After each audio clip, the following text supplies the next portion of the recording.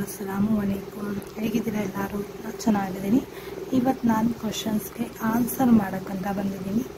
ಕೇಳ್ತಾರೆ, ನಿಮಗೆ ಹೆಂಗೆ ಕನ್ನಡ ಬರುತ್ತೆ, ನೀವೆಲ್ಲಿರೋದು, ಮತ್ತು ಯಾಕೆ ಮಾಸ್ಕ್ ಯಾಕೆ, ಮತ್ತು ಈ ರೀತಿ ಎಲ್ಲ ಕೇಳ್ತಾ ಇದ್ದಾರೆ. ಇದಕ್ಕೆಲ್ಲ ನಾನು ಆನ್ಸರ್ ಕೊಡ್ತೀನಿ. ಯಾಕೆ ಮಾಸ್ಕ್ ತೆಗೀರಿ, ಮಾಸ್ಕ್ ಇಲ್ದಲ್ಲೇ ವಿಡಿಯೋ ಮಾಡ್ಬೋದಲ್ಲ, ಯಾಕೆ ಹಾಕ್ಕೊಂಡಿದ್ದೀರಾ, ಕೊರೋನಾ ಹೋಗಿಲ್ವಾ ಇನ್ನೂ, ಹಾಗೆ ಹೀಗೆ ಅಂತೆಲ್ಲ ಕೇಳ್ತಾರೆ. ನಮಗೆ ಕೊರೋನಾ ಎಲ್ಲ ಹೋಗಿದ್ದೆಪ್ಪ, ಆದರೆ ಏನಂದರೆ ನನಗಿಷ್ಟ, ನನಗೊಂದು ಕಂಫರ್ಟಬಲ್ ಇಲ್ಲ ಮಾಸ್ಕ್ ತೆಗಿ ವಿಡಿಯೋ ಮಾಡೋಕ್ಕೆ, ಹಾಗಾಗಿ ಮಾಸ್ಕ್ ತೆಗಿಯಲ್ಲ ಅಷ್ಟೇ, ಇನ್ನೇನು ರೀಸನ್ ಏನಿಲ್ಲ. ಅದೇ ರೀತಿ ಮತ್ತು ತುಂಬ ಜನ ಕೇಳ್ತಾರೆ, ನಿಮಗೆ ಹೆಂಗೆ ಕನ್ನಡ ಬರುತ್ತೆ, ನಿಮ್ದು ಯಾವ ಊರು, ಕೇರಳದಲ್ಲಿ ನಿಮಗೆ ಹೆಂಗೆ ಕನ್ನಡ ಮಾತಾಡೋಕ್ಕೆ ಬರುತ್ತೆ ಅಂತ ಕೇಳ್ತಾ ಇದ್ದಾರೆ. ಏನಂದರೆ ನಾನು ಮದುವೆ ಆಗಿರೋದು ಕೇರಳಕ್ಕೆ, ನನ್ನ ಸ್ವಂತ ಊರು ಸಕಲೇಶಪುರ ಅಂತ ಹೇಳ್ಬೋದೇನಿಲ್ಲ, ಸಕಲೇಶಪುರನೇ. ನಾನು ರೀಸೆಂಟಾಗಿ ಇವಾಗಿರೋದು ಕೇರಳದಲ್ಲಿ, ಮದುವೆ ಆಗಿರೋದ್ರಿಂದ ನಾನಿಲ್ಲೇ ಇರೋದು. ಮತ್ತು ನಾನು ಕೇರಳದಲ್ಲಿ ಮಾಡ್ಬೋದಲ್ಲ, ಕನ್ನಡದಲ್ಲಿ ಮಾಡ್ತಾಯಿದ್ದೀನಿ ಅಂದರೆ ನನಗೊಂದು ಚೆನ್ನಾಗಿ ಆಗ್ತಾಯಿಲ್ಲ. ಆ ಲ್ಯಾಂಗ್ವೇಜ್ ನನಗೆ ಕರೆಕ್ಟಾಗಿ ಮಾತಾಡೋಕ್ಕೆ ಒಂದು ಕ್ಲಿಯರಿಟಿ ಇಲ್ಲ ಅಂತಲೇ ಹೇಳ್ಬೋದು. ನನ್ನ ವೀಡಿಯೋಸ್ ನೀವು ತೆಗೆದು ನೋಡಿದ್ರೆ ನಿಮಗೆ ನೋಡ್ಬೋದು, ನಾನು ಸ್ಟಾರ್ಟ್ ಮಾಡಿದ್ದು ಮಲಯಾಳದಲ್ಲೇ, ಆದರೆ ನನಗೇ ಆ ವಾಯ್ಸ್ ಕೇಳುವಾಗ ಏನೋ ಒಂಥರ ಇಷ್ಟ ಆಗ್ತಾ ಇರಲಿಲ್ಲ. ಹಾಗಾಗಿ ನಾನು ನನ್ನ ಮಾತೃಭಾಷೆನೇ ಇಟ್ಕೊಂಡು ನಾನು ವೀಡಿಯೋ ಮಾಡೋಣ ಅಂದ್ಕೊಂಡೆ. ಒಂದು ವೀಡಿಯೋ ಮಾಡಿದೆ, ಅದರಲ್ಲಿ ತುಂಬ ಜನ ಹೇಳಿದ್ರು ಮಾಡಿ ಚೆನ್ನಾಗಾಗುತ್ತೆ, ಕನ್ನಡಿಗರು ಕೈ ಹಿಡಿತಾರೆ ಅಂತ ಹೇಳಿದ್ರು. ಹಾಗಾಗಿ ಇದನ್ನೇ ಸ್ಟಾರ್ಟ್ ಮಾಡಿದ್ದೀನಿ. ಕೇರಳಕ್ಕೆ ಮದುವೆ ಆಗಿರೋದ್ರಿಂದ ನನಗೆ ತುಂಬ ಕಷ್ಟ ಆಗುತ್ತೆ ಈ ಲ್ಯಾಂಗ್ವೇಜಲ್ಲಿ ಮಾತಾಡೋಕ್ಕೆ. ಯಾವ ಲ್ಯಾಂಗ್ವೇಜ್ ಅಂದರೆ ಮಲಯಾಳದಲ್ಲಿ ಮಾತಾಡೋಕ್ಕೆ ತುಂಬಾ ಕಷ್ಟ ಆಗುತ್ತೆ.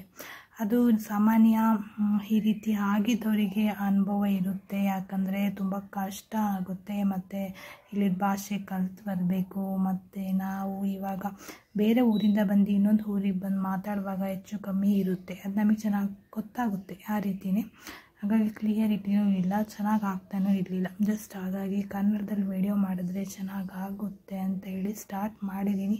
ಗೈಸ್, ಯಾರೆಲ್ಲ ನನ್ನ ವಿಡಿಯೋ ಫಸ್ಟ್ ಟೈಮ್ ನೋಡ್ತಾ ಇದ್ದೀರಾ, ಪ್ಲೀಸ್ ಮರಿದರೆ ಸ್ಕಿಪ್ ಮಾಡ್ದಲೆ ವೀಡಿಯೋಸ್ ನೋಡಿ, ಹೇಗೆ ಬಂದಿದೆ ಚೆನ್ನಾಗಿದ್ರೆ ಲೈಕ್ ಕೊಡಿ, ಓಕೆ, ಕಮೆಂಟ್ ಹಾಕಿ. ಮತ್ತು ಹೇಳಬೇಕಂದ್ರೆ ನಾನು ಸೆಕೆಂಡ್ ಟೈಮ್ ಕನ್ನಡದಲ್ಲೇನೆಲ್ಲ ಸ್ಟಾರ್ಟ್ ಮಾಡಿದ್ದು, ಮತ್ತು ನಮ್ಮ ಬೇರೆ ಲ್ಯಾಂಗ್ವೇಜಲ್ಲಿ ಸ್ಟಾರ್ಟ್ ಮಾಡಿದ್ದು, ಆದ್ರಿಂದನೂ ನನಗೆ ಅಷ್ಟು ಜಾಸ್ತಿ ಏನು ಸ್ವಲ್ಪ ಇದಾಗಿಲ್ಲ. ನಮ್ಮ ಸಣ್ಣ ಪುಟ್ಟ ಯೂಟ್ಯೂಬರ್ ಕಷ್ಟ ನಿಮಗೆ ಗೊತ್ತಿರುತ್ತಲ್ಲ, ಆ ಯೂಟ್ಯೂಬರ್ಗೆ ಗೊತ್ತಿರುತ್ತೆ. ಹಾಗಾಗಿ ಮತ್ತೆ ಅದೇ ರೀತಿ ನಾನು ಮತ್ತೆ ಸ್ಟಾರ್ಟ್ ಮಾಡಿಕೊಂಡೆ ಹೋದೆ, ನೋಡೋಣ ಆಗುತ್ತೆ ಅಂತ, ಆದರೂ ಆಗಿಲ್ಲ. ಆಮೇಲೆ ನಾನು ಯಾವಾಗ ಕನ್ನಡದಲ್ಲಿ ವಿಡಿಯೋ ಹಾಕಿದೆ ಆವಾಗಿಂದ ಪರವಾಗಿಲ್ಲ ಅಂತಲೇ ಹೇಳ್ಬೋದು. ಇವಾಗೂ ಪರವಾಗಿಲ್ಲ, ಇನ್ನು ಮುಂದೆ ಏನಾಗುತ್ತೆ ಅಂತ ಗೊತ್ತಿಲ್ಲ. ಹಾಗೆ ಸ್ವಲ್ಪ ಯೂಟ್ಯೂಬರ್ ಹತ್ರ ನಾನು ಕೇಳಿದೆ, ಅವರು ನನಗೆ ಹೇಳ್ಕೊಟ್ರು, ಈ ರೀತಿ ಮಾಡಿ ಮತ್ತು ಈ ರೀತಿ ಮಾಡ್ಕೋ, ಸ್ವಲ್ಪ ಜನ ಆಗುತ್ತೆ ನಿನಗೆ ಅಂತೆಲ್ಲ ಹೇಳ್ಕೊಟ್ರು. ಆಮೇಲೆ ನನಗೆ ಅವ್ರ ಸಹಾಯದಿಂದನೇ ಅಂತ ಹೇಳ್ಬೋದು, ಥ್ಯಾಂಕ್ ಯು ಅಂತಲೇ ಹೇಳ್ತೀನಿ ನಾನು ಅವರಿಗೆಲ್ಲರಿಗೂ. ಆಮೇಲೆ ನನಗೆ 1K ಆಯಿತು. ಇವಾಗ ನಂದು ವಾಚ್ ಅವರ್ ಕಂಪ್ಲೀಟ್ ಮಾಡ್ಕೋಬೇಕು, ಆ ಜರ್ನಿಯಲ್ಲಿದ್ದೀನಿ. ವಾಚ್ ಅವರ್ ಅಂತ ಹೇಳಿದ್ರೆ ತುಂಬಾ ಕಷ್ಟ, ಅಷ್ಟು ಕಷ್ಟ ಅಂದರೆ ಅಷ್ಟು ಕಷ್ಟ. ಒಂದೊಂದು ಹನಿ ಬಿದ್ದಂಗೆ ಹೋಗ್ತಾ ಇದೆ ವಾಚ್ ಅವರ್ ಅಂತಲೇ ಹೇಳ್ಬೋದು. ತುಂಬಾ ಕಷ್ಟ ಇದೆ. ಇದು ಯಾರಿಗೂ ಅರ್ಥ ಆಗುತ್ತೆ ಅಂದರೆ ಯೂಟ್ಯೂಬರಿಗೇ ಅರ್ಥ ಆಗೋದು ಎಷ್ಟು ಕಷ್ಟ ಇದೆ WH ಕಂಪ್ಲೀಟ್ ಮಾಡ್ಕೊಳ್ಳೋದು ಅಂತ. ವಾಚ್ ಅವರ್ನ ಕಂಪ್ಲೀಟ್ ಮಾಡ್ಕೋಬೇಕು ಅಂದರೆ ತುಂಬಾ ಕಷ್ಟ ಇದೆ. ಈ ಜರ್ನಿಯಲ್ಲಿ ಇದ್ರ ಮುಂದೆ ಹೋಗಿಬಿಟ್ರೆ ಅಂತೂ ನಮಗೆ ಅಷ್ಟೂ ಹ್ಯಾಪಿ ಅಂತಲೇ ಹೇಳ್ಬೋದು. ಇಲ್ಲಿರೋ ಜರ್ನಿ ತುಂಬಾ ಕಷ್ಟ ಇದೆ. ಈ ಜರ್ನಿನ ಹೇಗೆ ನಾವು ತೊಗೊಂಡು ಹೋಗ್ತೀವಿ ಅಂತ ಅದೇ ನಮ್ಮ ಮೇಲೆ ಡಿಪೆಂಡ್ ಆಗಿರೋದು. ಅಯ್ಯೋ, ಎಷ್ಟು ಕಷ್ಟ ಅಂತ ಹೇಳಿದ್ರೂ ಅಷ್ಟೂ ಅರ್ಥ ಆಗೋದು ಇಲ್ಲ. ಅದು ನಮ್ಮ ಯೂಟ್ಯೂಬರ್ಗೆ ಗೊತ್ತಿರುತ್ತೆ ಈ ಕಷ್ಟದಲ್ಲಿ ಹೋಗ್ತಾ ಇರೋದು. ಅಪ್ಪ ನಿದ್ದೆ ಇರಲ್ಲ, ಟೈಮ್ ಸಾಕಾಗಲ್ಲ, ಎಷ್ಟು ಕಷ್ಟ ಇದೆ ಅಂದರೆ ಲೈವಲ್ಲಿ ಕುತ್ಕೋಬೇಕು, 2 ಗಂಟೆ ಟೈಮ್ 3 ಗಂಟೆ ಟೈಮ್ ಅಲ್ಲಾರ್ದಲ್ಲೇ ಒಂದೇ ಕಡೆ ಕುತ್ಕೋಬೇಕು. ತುಂಬಾ ಜರ್ನಿ ಅಂದರೆ ಈ ಜರ್ನಿನ ನಾವು ಅಯ್ಯೋ ಅಷ್ಟು ಕಷ್ಟದಿಂದ ತೊಗೊಂಡು ಹೋಗ್ತಾ ಇದ್ದೀವಿ ಅಂತಲೇ. ಇಲ್ಲಾದರೆ ನಮ್ಮ ವೀಡಿಯೋಸು ವೈರಲ್ ಆಗಬೇಕು. ವೈರಲ್ ಆಗುತ್ತೆ ಅಂತ ಅಷ್ಟೊಂದು ಇದರಲ್ಲಿ ನಾವಿಲ್ಲ ಅಂತಲೇ ಹೇಳ್ಬೋದು, ಆಗಿಲ್ಲ ಅಂತ ಹೇಳ್ಬೋದು. ಮತ್ತು ತುಂಬಾ ಕಷ್ಟ ಇದೆ ಯೂಟ್ಯೂಬ್ ಜರ್ನಿ ಅಂದರೆ. ಅವ್ರು ಅಂದ್ಕೊಳ್ತಾರೆ ಯೂಟ್ಯೂಬ್ ಓಪನ್ ಮಾಡಿದ್ರೆ ಯಾವಾಗಲೇ ನಮಗೆ ದುಡ್ಡು ಸಿಗುತ್ತೆ, ಓಪನ್ ಮಾಡಿಬಿಡೋಣ, ವೀಡಿಯೋಸ್ ಹಾಕಿದ ತಕ್ಷಣ ದುಡ್ಡು ಬರುತ್ತೆ, ಆ ರೀತಿ ಏನೂ ಇಲ್ಲ. ಇದು ಓಪನ್ ಮಾಡಿ ಇದ್ರ ಮೇಲೆ ನಮಗೆ ಟೈಮ್ ಕೊಟ್ಟು ಇದು ವಿಡಿಯೋ ಮಾಡಿ ಎಡಿಟ್ ಮಾಡಿ ಹಾಕಿ ಅದನ್ನು ಥಂಬ್ನೇಲ್ ಕೊಟ್ಟು ಮತ್ತು ಅಪ್ಲೋಡ್ ಮಾಡಿ ಅದರಲ್ಲೂ ಕಾಪಿರೈಟ್ ಬಂದು ಮತ್ತೆ ಡಿಲೀಟ್ ಮಾಡಿ ಮತ್ತೆ ಸಾಂಗ್ಸ್ ನೋಡಿ ಮತ್ತೆ ಆ್ಯಡ್ ಮಾಡಿ ಅಪ್ಪ ಎಷ್ಟು ಕಷ್ಟ ಇದೆ ಅಂತ ಹೇಳಿದ್ರು ಸಾಕಾಗಲ್ಲ, ಅಷ್ಟು ಕಷ್ಟ ಇದೆ. ಆದರೂ ನಾವು ಮುಂದೆ ಹೋಗಬೇಕು ಅಂತಾನೆ ಅಂದ್ಕೊಂಡು ಸ್ಟಾರ್ಟ್ ಮಾಡಿದ್ದೀವಿ. ಏನಾಗುತ್ತೆ ಅಂತ, ನಾವು ಮುಂದೆ ಹೋಗ್ತೀವಾ ಇಲ್ವಾ ಅಂತ ಒಂದು ಹೆದರಿಕೆನೂ ಇದೆ ನಮ್ಮ ಮನಸ್ಸಲ್ಲಿ.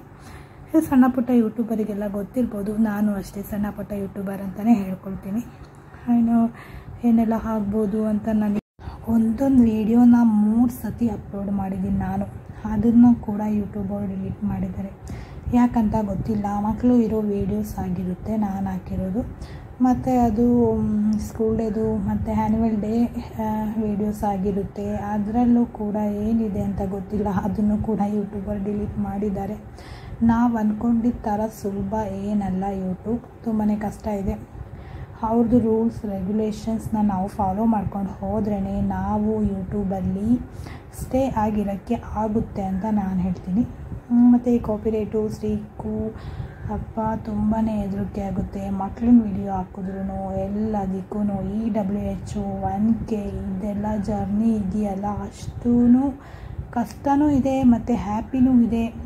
ನಮಗಂತ ಒಂದು ಹ್ಯಾಪಿ ಅಂದರೆ ನಮಗೊಂದು ಹ್ಯಾಪಿ ಲೈಫಾಗಿ ಒಂದು ಯೂಟ್ಯೂಬ್ ಸ್ಟಾರ್ಟ್ ಮಾಡಿಕೊಂಡು ಈ ಜರ್ನಿಯಲ್ಲಿ ನಮಗೆ ಲೈಕ್ ಇರುತ್ತಲ್ಲ, ಯೂಟ್ಯೂಬ್ ಮಾಡ್ಕೊಂಡು ರೀಚ್ ಆಗಬೇಕು, ನಮಗೂ ಆ ರೀತಿ ಆಗಬೇಕು ಈ ರೀತಿ ಆಗಬೇಕು ಅಂತ, ಅದರಲ್ಲೂ ಒಂದು ಹ್ಯಾಪಿ ಇದೆ. ಮತ್ತು ತುಂಬಾ ಕಷ್ಟವೂ ಇದೆ.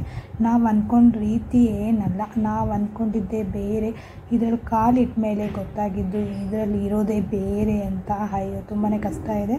ಮತ್ತು ನಾವು ಈಸಿಯಾಗಿ ಕಾಮಾಗಿ ತೊಗೊಂಡು ಸ್ಟಾರ್ಟ್ ಮಾಡಿ ಮುಂದೆ ಹೋಗ್ಬೋದು. ನಾನು ಹೇಳಿದ ಥರ ನೀವು ಅಷ್ಟೊಂದು ಹೆದರ್ಕೋಬೇಕಾಗಿ ಏನಿಲ್ಲ. ಒಬ್ಬೊಬ್ರು ಲಕ್ಕು ಹೇಗಿರುತ್ತೆ ಅಂತ ಹೇಳೋಕ್ಕಾಗಲ್ಲ. ನನ್ನ ಲಕ್ ಈ ರೀತಿ ಇದೆ, ಅದಕ್ಕೆ ನಿಮ್ಮ ಲಕ್ಕು ಇದೇ ರೀತಿ ಇರುತ್ತೆ ಅಂತ ಏನಾಗಲ್ಲ. ಟ್ರೈ ಮಾಡಿ, ಚೆನ್ನಾಗಿ ಹೋಗುತ್ತೆ. ಮತ್ತು ನನ್ನ ವೀಡಿಯೋಸು ನಿಮ್ಮ ಕೈಯಲ್ಲಿರೋದು.